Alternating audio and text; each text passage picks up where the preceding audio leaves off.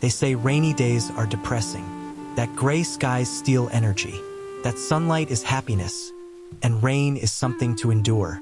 But reality tells a quieter story. For some people, rain does not drain them, it softens them. It does not feel heavy, it feels honest. While the world rushes to escape wet streets and dark clouds, certain people slow down. They breathe differently, they listen more closely. Something inside them loosens, as if the sky finally matches their inner weather. Why does rain feel comforting to some, while unsettling to others? What kind of mind finds safety in overcast light, rhythm in falling drops, peace in muted colors? Is it nostalgia, sensitivity, emotional depth, or something deeper that rarely gets named? This isn't about liking bad weather. It's about what rain reveals when the noise of the world quiets down. It's about the psychology of those who feel more like themselves when the sky is heavy and the world slows its pace. A quiet preference, a misunderstood comfort, a hidden emotional language. Let's begin. When rain begins to fall, something subtle changes. The edges of the world blur. Sounds soften. Movements slow. The sharpness of everyday life dissolves into something quieter, something less demanding. For many, this feels inconvenient. For others, it feels like relief. The streets empty. Conversations grow shorter. Expectations loosen their grip. And in that quiet, certain people finally feel allowed to exist without performing. Rain does not ask for productivity. It does not reward speed. It does not demand enthusiasm. It simply falls steady, indifferent, honest. And for a mind that is constantly overstimulated, constantly scanning, constantly adjusting to noise and pressure, this matters more than it appears. Some people live most of their lives with their nervous system turned outward, alert, responsive, absorbing too much sounds, moods, expressions, expectations. Sunlit days amplify that outward pull. They invite movement, interaction, exposure. Rain does the opposite, turns the volume down. The sky dims, and with it, the unspoken pressure to be visible, to be energetic, to match a brightness that doesn't feel natural. In the presence of rain, there is no contrast to compete with. No glare, no spotlight, only a softened world that feels less invasive. This is why rain feels safe to some people. Not because it makes them sad, but because it removes the demand to appear happy. Inside this atmosphere, emotions don't need to rush. Thoughts can move at their own pace. Silence becomes acceptable again. Have you noticed how rain creates boundaries without walls? You're still connected to the world, but protected from it. Still aware, but not overwhelmed. It's not isolation. It's containment. Like sitting beside a window while the rain falls, watching life happen at a distance that finally feels manageable. For people who love rainy days, this softness is not accidental. It's recognition. The external world, for once, reflects an internal rhythm that is usually hidden. A rhythm that doesn't crave intensity but clarity. Not stimulation but space. And in that space, something rare happens. The body exhales. The mind unclenches. And without realizing it, you feel more like yourself. Long before rain meant mood, it meant memory. Not the kind you can always name, but the kind your body remembers without asking permission. A room that felt quieter when it rained. A day when the world outside slowed enough to feel safe. An afternoon where nothing was expected, and no one demanded more than you could give. For many people who love rainy days, the attachment began early. Not because something dramatic happened, but because something didn't. There was no pressure, no urgency, no performance. Rain created a pause. When the sky darkened, routines softened. Plans were postponed. Voices lowered. The world shrank just enough to feel manageable.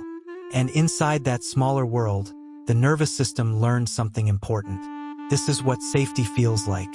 Psychology often talks about attachment through people, caregivers, voices, presence. But attachment also forms through atmosphere, through repeated emotional states paired with sensory conditions. If calm appeared alongside rain often enough, the association stayed. The sound of water against glass became a signal. The dim light became reassurance. The enclosed space became permission to retreat without guilt. For sensitive children, especially those who felt too much, noticed too much, or adapted too often, these moments mattered deeply. Rain offered a socially acceptable reason to be inward, to stay home, to observe instead of engage, to feel without explaining. No one questioned quiet on rainy days. No one demanded brightness. Over time, the mind learned to link rain with relief, not consciously but emotionally. Even in adulthood, that imprint remains. The body responds before logic arrives. Muscles loosen, breathing slows, thoughts drift inward, not because of sadness but familiarity. Have you ever felt calm during rain without knowing why? As if something old, something unspoken, was being remembered? That's not coincidence. That's conditioning shaped by comfort. Rain doesn't create safety. It reminds the nervous system of moments when safety existed. And for those who didn't always feel understood growing up, this matters even more. Rain never misunderstood you. It never rushed you. It never asked you to explain yourself. It simply arrived, changed the environment, and allowed you to exist at your natural pace. That kind of early permission leaves a trace. Even years later, when responsibilities pile up and expectations grow louder, rain still whispers the same message. You don't have to hurry. You don't have to shine. You're allowed to be here quietly. Not all calm comes from happiness. Some calm comes from the absence of overload. The human nervous system is constantly interpreting the world: light, sound, movement, social cues. For some people, this system runs hotter than average. Not because something is wrong, but because it is finely tuned. Bright sunlight increases contrast. Crowds move faster. Voices rise. The environment asks the body to stay alert. Rain does the opposite. Clouds diffuse light. Colors soften. Movement slows. Sound becomes rhythmic instead of chaotic. This matters deeply to a sensitive nervous system. Psychologically, rain creates a low arousal environment, a state where stimulation drops just enough for regulation to happen. Not shutdown, not numbness, just balance. The steady sound of rain acts like a metronome for the mind. Predictable, non-threatening, continuous without interruption.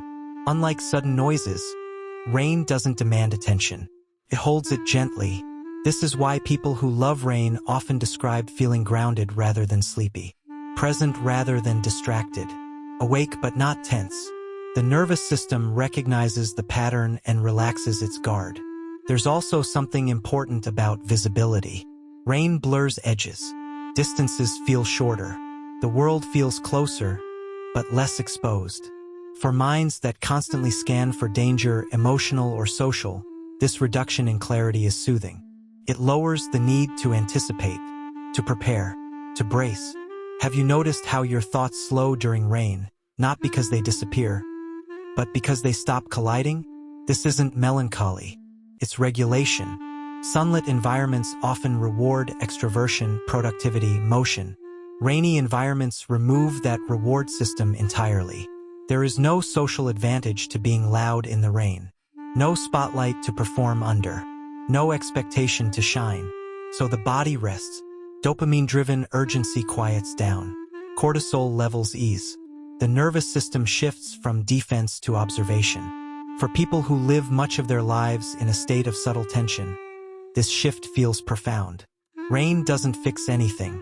It doesn't solve problems. It simply removes the background noise long enough for the body to remember how neutrality feels. And neutrality, for an overwhelmed system, feels like peace. This is why the preference isn't random. It's biological, emotional, learned. Rain meets the nervous system where it already is, instead of asking it to become something else. And that kind of environmental attunement is rare. The world has a favorite mood: bright, fast, visible. Sunshine is celebrated. Energy is rewarded. Smiles are expected, even when they don't match the moment.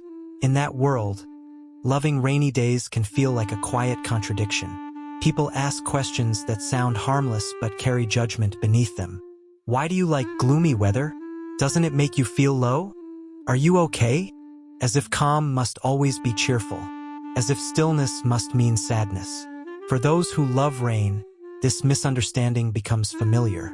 There is often an unspoken pressure to explain yourself, to reassure others that you're not broken, that you're not stuck in something dark. But the truth is simpler and harder for a loud world to accept. Rain does not pull you down, takes the mask off. In a culture that confuses positivity with health, rain feels rebellious. It refuses constant stimulation. It refuses forced optimism. It refuses the idea that emotional depth needs fixing. Rain allows complexity without apology. And that can be threatening to a world built on performance. Many people who love rainy days have learned to live with this tension quietly.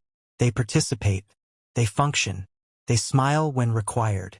But internally, they wait for the moments when the world softens again, when expectations dissolve, when they don't have to translate their inner state into something palatable. This doesn't make them withdrawn. It makes them selective. They know how exhausting it is to live under constant brightness, to always be on. They know the cost of pretending enthusiasm when the body is asking for calm. Rain offers relief from that emotional labor. It creates an environment where inwardness is not suspicious, where silence is not interpreted as absence, where presence doesn't require performance. Have you ever felt more yourself on days when others feel restless? That's not dysfunction. That's self-attunement. Rain lovers aren't chasing darkness. They're choosing honesty. They are responding to a world that rarely pauses, by welcoming the one thing that forces it to. And in doing so, they quietly resist a culture that forgets how to rest. Rain doesn't invent emotion. It reveals it. When the sky darkens and the world slows, there is nowhere for unprocessed feelings to hide behind distraction. No brightness to outshine them. No noise to drown them out. And for many people, that exposure feels strangely comforting. Not because the emotions are pleasant, but because they are finally allowed to exist. Rain mirrors what is already inside. If there is calm, it deepens. If there is sadness, it softens rather than sharpens.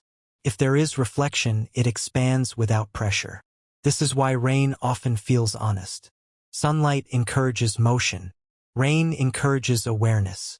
And awareness can feel heavy to those who avoid their inner world, but grounding to those who live there often. Have you noticed how rain gives your emotions context instead of intensity? How it doesn't push you toward conclusions, only toward presence. Rain doesn't demand resolution.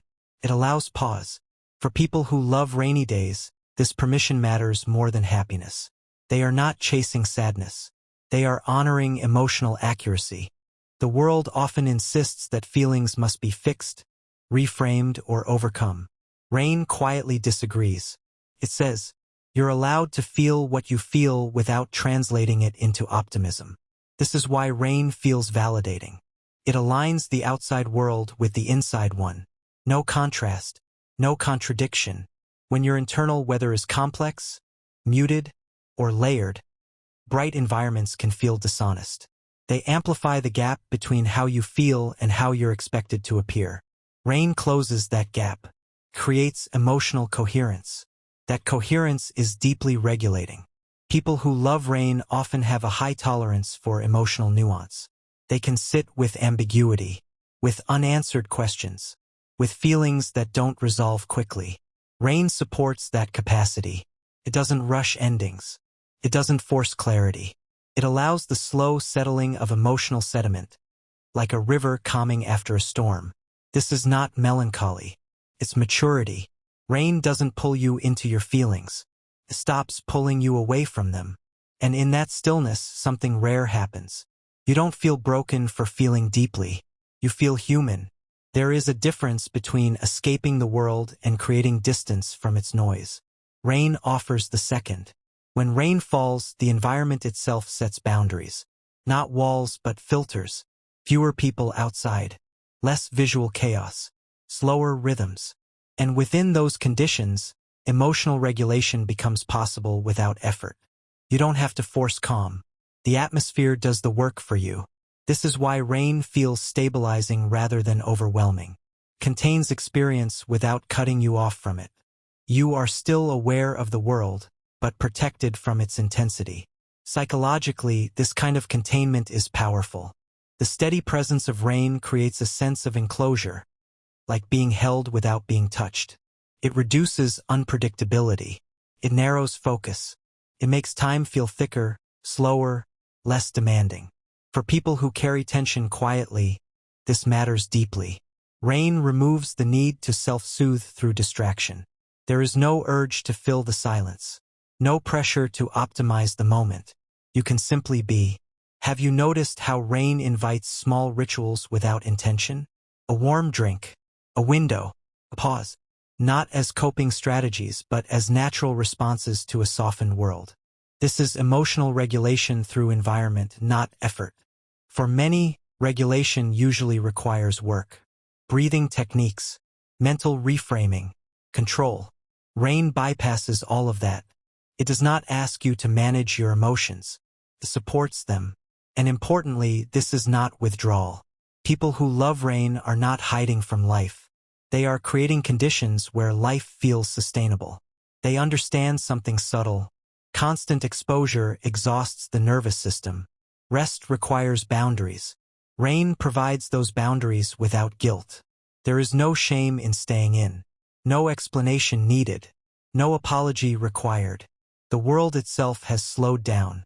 In that shared pause, emotional energy restores itself quietly, like soil absorbing water after a dry season. Nothing dramatic changes. Nothing is solved. But something steadies. And steadiness, for an emotionally aware person, is everything. At some point, a quiet realization forms. Loving rain was never about avoiding life. It was about meeting it honestly. People who love rainy days often grow up believing there is something slightly wrong with them. Too inward, too reflective, too affected by atmosphere. They hear it enough times that it starts to sink in. But over time, something shifts. They notice that rain doesn't take them away from reality. It brings them closer to it. Closer to their thoughts. Closer to their emotions. Closer to the parts of themselves that don't perform well under constant brightness. Rain doesn't create imbalance. It reveals equilibrium. It allows sadness and calm to coexist. Reflection and presence to share space. Energy and rest to take turns. This is integration. Psychologically, integration is the ability to experience emotions without splitting them into good or bad, without rushing to replace one feeling with another. Rain supports this naturally. It doesn't demand joy. It doesn't glorify sorrow. It holds both without commentary. For people who love rain, this feels like alignment. They don't need the sky to be happy. They need it to be honest. This is why rain feels grounding rather than heavy. It doesn't pull you downward. It pulls scattered parts of you back together. Have you noticed how, after a rainy day, emotions feel clearer? Not because they changed, but because they settled? Like sediment sinking in water. This is not escape. This is digestion. People who love rain are often emotionally observant. They notice subtle shifts. They sense undercurrents. They value coherence over intensity. Rain supports that way of being. It slows the external world to match an internal tempo that is usually hidden and often misunderstood. And once this realization sets in, the shame fades. There is nothing wrong with preferring softness. Nothing weak about needing less stimulation. Nothing broken about finding peace where others feel restless. Rain doesn't make you less alive. It helps you live in a way that is sustainable, balanced, integrated, whole. There is a quiet relief when the outside world finally matches the inside one. No contrast to explain. No mood to justify. No brightness to compete with. Just alignment. For people who love rainy days, this alignment feels like coming home to themselves. The clouds lower. The light softens. The pace of the world eases. And suddenly, nothing feels out of place. You don't feel behind. You don't feel slow. You don't feel like you're missing something everyone else understands. Rain removes comparison. It flattens hierarchy. Everyone moves a little slower. Everyone retreats inward whether they want to or not. And in that shared inwardness, there is belonging. Not the loud kind, the quiet kind, the kind that doesn't require explanation. Rain teaches something subtle about emotional truth. That depth doesn't need drama. That sensitivity doesn't need correction. That calm doesn't have to look like happiness to be real. People who love rain often carry a deep respect for emotional weather, their own and others. They understand that not every season is meant to bloom. Some are meant to soak, to rest, to prepare unseen. Rain is not the opposite of sunshine. It is part of the same cycle. Without rain, nothing grows deep roots. And without people who honor quiet, reflection, and emotional honesty, the world becomes unbearably loud. Loving rain is not a flaw. It's a form of listening to the body, to the nervous system, to the parts of the self that speak softly. When the sky darkens and you feel calm instead of heavy, that's not something to question. That's something to respect, because it means you know where you feel most like yourself. And that kind of self-knowledge is rare. If this reflection felt familiar, if something quiet inside you softened while listening, if rainy days have always felt like permission rather than sadness, you're not alone in that experience. Many people move through the world carrying depth that doesn't always have a place to land. Here, that depth is welcome. If you'd like to stay connected, this channel is a space where we explore the quieter corners of the human mind, the ones shaped by feeling, reflection, and honesty. If you feel comfortable, you're invited to share your thoughts in the comments. Only if you want to. Your words might help someone else feel understood in their own quiet way. And if not, that's okay too. Take care of yourself. You deserve gentleness.